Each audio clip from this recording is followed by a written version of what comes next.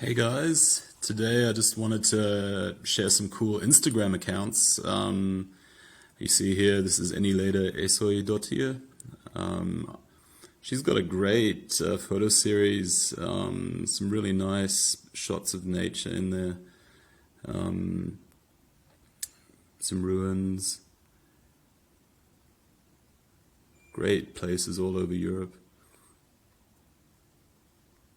So I feel like we don't have a lot of us live in cities, a lot of us are stuck in jobs. So this is kind of a cute little way, just get an Instagram account, follow some of these great accounts that I'm showing you now, and I just use it to sometimes just get away from things, and even though it's a small screen here, it reminds you of nature, there's some green, and you get to connect with people who have similar interests to you. I'll show you some other accounts. One that I find really great is this Swedish artist, Fondom. I'm sure you guys know the guy.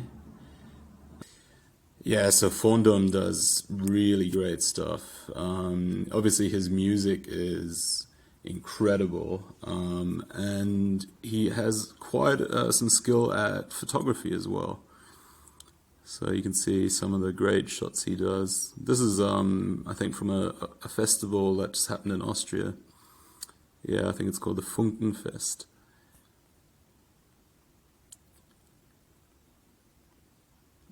Fantastic shots there.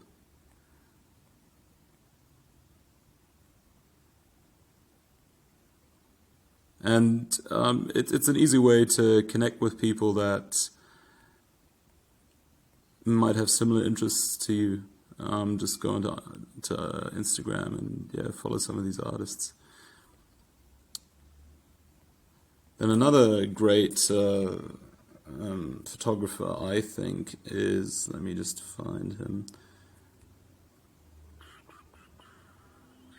I find these shots quite great as well. Another guy from Sweden. I'll show you some of the.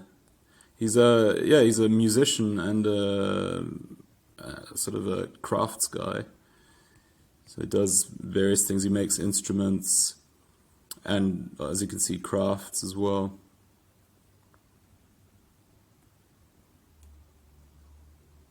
Some great shots of just European forests there.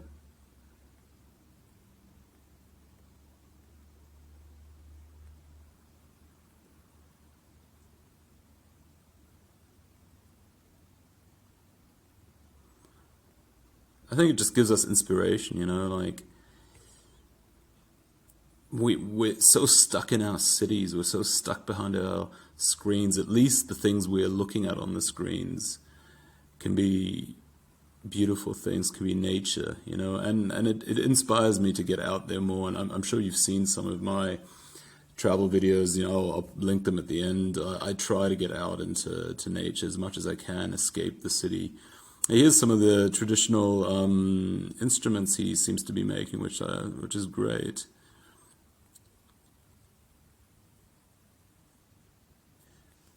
Then who else is there?